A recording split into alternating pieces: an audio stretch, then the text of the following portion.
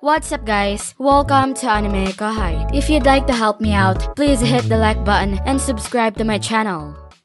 There were 3 sets of her wings, which were gray with purple markings. She was unable to reproduce, but she had exceptional fighting prowess in exchange. She was similar to Frey in looks, and Gladium liked her enough to include her in his gang. Seiryu, Azure Dragon, Baraga. Baraga's companion was a water dragon, an archdragon defeated by Gladium. He was a skilled combatant who ranked in the middle of the Imperial Knights in terms of ability. Genbu, Black Tortoise, Gozarin.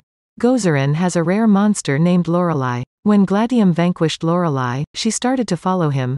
She was a priestess of a strange race, versed in many magic arts. The 3 generals all had unique histories, yet they all shared the quality of being powerful. For instance, Nazim was a demon lord seed and might suddenly awaken. Among the Magic Beast Corps, Baraga and Gozarin's monsters were Calamity class and possessed exceptional strength. Gladium had sought refuge in the Empire approximately 300 years ago. It took place after Veldora had been imprisoned. After emerging victorious from the Tenma Great War, he foolishly ordered his murderous gang to rampage across the Empire's domain. He was overpowered by the Imperial army but was pardoned for his fortitude by swearing allegiance to Emperor Rudra. Gladium wanted to overthrow the Marshal and take the top spot in the Empire. Then, when the chance came, he would rebel against Rudra and stand in for him. Gladium had no good intentions to return the kindness that had been done for him. He only stayed with the other group because they were powerful, and he was constantly watching for a chance to betray them. He would take control of the world with the aid of the Empire. He would eventually rule as the Emperor himself. He had no idea who the Marshal actually was, therefore it was a careless dream. Gladium's true nature had long since been known to Rudra and the others. As long as he had sufficient strength to be useful and followed directives, it was acceptable to keep him alive. When the intentions of both sides were balanced, a risky balance of mutual exploitation was made possible, and suddenly that balance has collapsed. No way. I had no idea the Marshal was actually the Scorched Dragon Velbrand. You can never win against that kind of existence. It is a scary existence that is currently out of my reach. It was genuinely an existence from another realm. He was fortunate to understand this prior to his uprising to assassinate the Emperor. Gladium gave thanks to a deity he didn't even acknowledge. Gladium had shifted his perspective. He was aware that, in order to succeed in becoming emperor, he would eventually have to overthrow Velgrand, but doing so would necessitate precise planning. Knowing this, he decided to focus his efforts for the time being on obtaining recognition for his accomplishments. And this was a favorable circumstance for them. Gladium was on the verge of awakening, according to his bestial instincts. He had a gut feeling that he was about to achieve immense power. That also applied to Nazim, who had always battled beside him. Even though it remained unclear what would cause the awakening, the time was drawing close. Gladium had sought out war for a number of reasons, including this. There was the ideal crowd of targets right in front of Gladium at this moment. How could this situation not make him happy? Excitement welled up in Gladium. One could observe numerous foes on the battlefield who appeared to be very powerful. Gladium's team would grow stronger the more of them they defeated. The celebration is about to start. The battleground would soon get more intense, as Gladium had hoped, prayed with all his heart.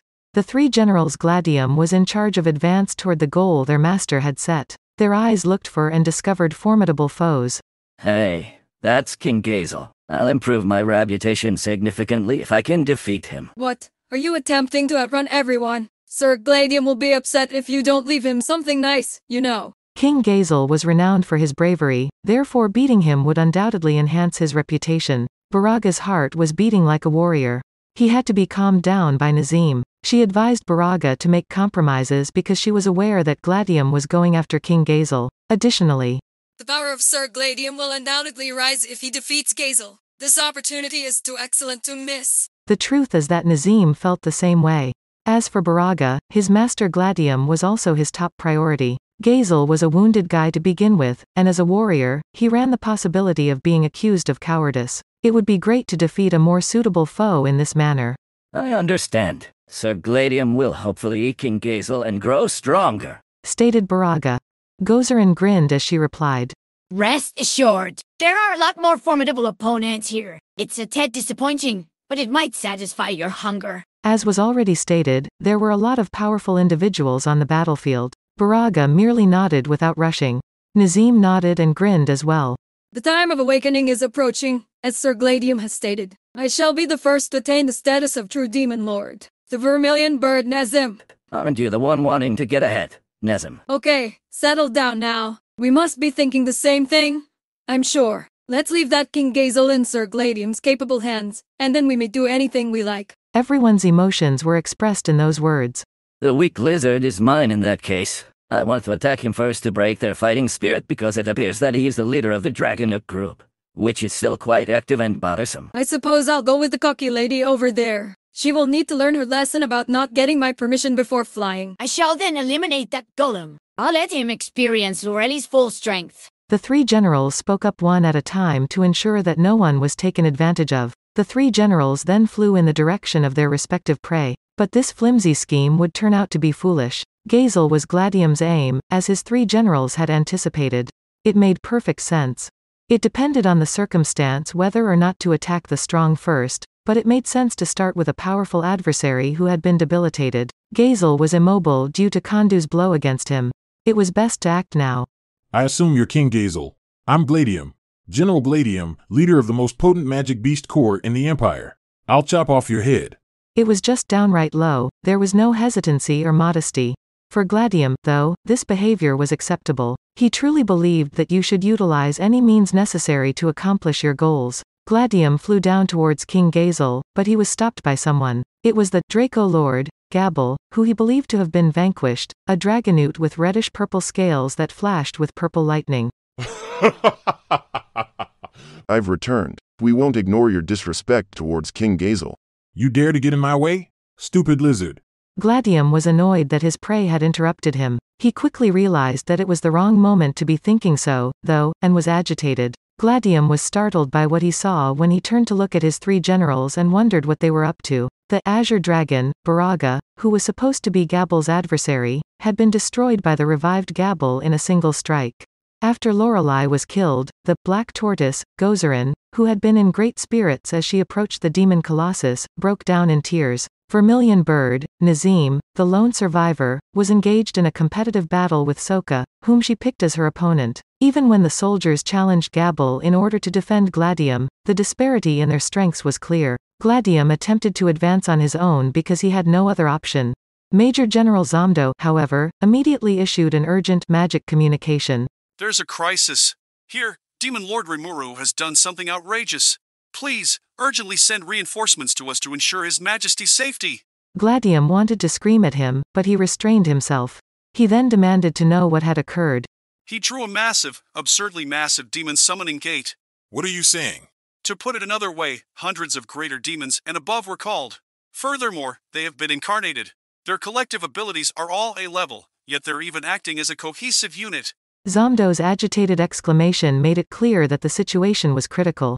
Gladium, however, was not persuaded. Even when Demon Lord Rimuru did something absurd, the Empire still had Velgrund. He didn't view this as much a threat because he knew that no demon could overcome her. Gladium would prefer to concentrate his resources on the threat in front of him if they were discussing threats. Our side is likewise engaged in a conflict. I want you to handle your own business. Gladium attempted to end the call by spitting out the words. Zomdo's anxious voice, though, put a halt to him. But you must realize that a demon army of catastrophic size exists that is stronger than the generals and men of the Imperial Army. What are you talking about? You have the Imperial Guard on your side in addition to Lady Velgrund. Despite the fact that the Empire only had one flagship, the crew was its most potent fighting force. Gladium was of the opinion that they could accomplish anything they set out to do without his assistance. Nobody could blame Gladium for thinking this because it was only reasonable to do so. But this time, the adversary was simply too powerful. It's true that the Imperial Guard and Lieutenant Kondu are present. However, dealing with the executives of the Demon Lord's army is a difficult task for us. The executives? It can't be. Gladium thought. Though it was only a rough assumption, he knew the man in front of him was an executive by the name of Gabble. In spite of the fact that he had been taken aback by the opponent's power, he has since come to the realization that other executives were also mentioned in the report. Diablo, Gobta, Xian, and Benimaru. Gabble's name was not included on the list of the 4 heavenly kings of Demon Lord Rimuru, despite their name. If it were true, the 4 heavenly kings would have greater strength than Gabble. There's more. Unimaginable atrocities have been performed by Demon Lord Rimuru. Believe it or not, he evolved the demons. I don't know how he achieved it. Do you understand? Numerous demons have been strengthened to match Archdemon's strength. It was undoubtedly an improbable story. Gladium didn't want to believe it, but Major General Zomdo wasn't the type of person to make jokes about such things. Instead, he was a serious, exacting individual. If such were the case, it was accurate, and he was forced to accept that a large number of adversaries of the Calamity class had been set loose. I see. I understand your concerns. Then I will rely on you for reinforcements. With a sigh of relief, Zomdo's call was cut off. Gladium gave it some thought. Even if they had more people, it wouldn't matter if they were inferior in quality. That was the rule of the battlefield, which is why Gladium gave his troops so extensive training. They might be able to survive if there were just demons. However, thinking so confidently now that 2 of the 3 generals had been defeated was risky. At the very least, Gladium's subordinates would just be sitting around ready to be taken over. Have I miscalculated him by considering him to be merely a demon lord? The higher levels of the Empire, including me, will endure, but the common warriors will ultimately perish. In that situation, I prefer to. The time for regrets has passed. He could only do what was within his power at the moment. Also, Gladium was planning to do a dirty trick. The elite individuals who made up the Magic Beast Corps were chosen and trained by Gladium. They were said to be a group of naturally powerful individuals who belonged to the bloodline of ancient champions, but the reality was much different. They were a bunch of artificial champions formed by fusing magic and knowledge of another world. They tamed magic beasts that had secrets of their own. In addition to being chosen to be of A- rank or higher, they also have combat-specific skills thanks to rewriting the genetic code in their genes. A synthetic life form developed by raising the number of magic beasts, breeding more of them, and adding different traits to them. It was a type of weapon known as the Battle Chimera. Gladium, a beastman, served as the research's director. He revealed the process behind his own change and made use of it to empower his subordinates. Research that was prohibited for moral or religious reasons didn't exist in this universe. As a result, outcomes were achieved at an astounding rate. Slaves were used in human experiments to create the strongest army Gladium desired. The A-ranked champions and their allies, the Battle Chimeras, were a hybrid of man and beast, and they possessed unmatched strength. New episode alert. In Solo Leveling Episode 18, Jinwoo embarks on an epic quest to uncover the Demon Castle's secrets. 10,000 demon souls stand in his way. Don't miss the action. Watch now. That's it for this video, guys. Thank you for always watching my videos and supporting my channel. Shout out to the new members of Anime Kohai supporters. Bismarck Munoz, Arian Brooker, Jerry Sladek, Kamal Luke, Izat, Mr. Santo, Akshay Devat, Alfonso Smith, M. Wei Jun. Thank you so much for helping out. I'll see you guys in the next video.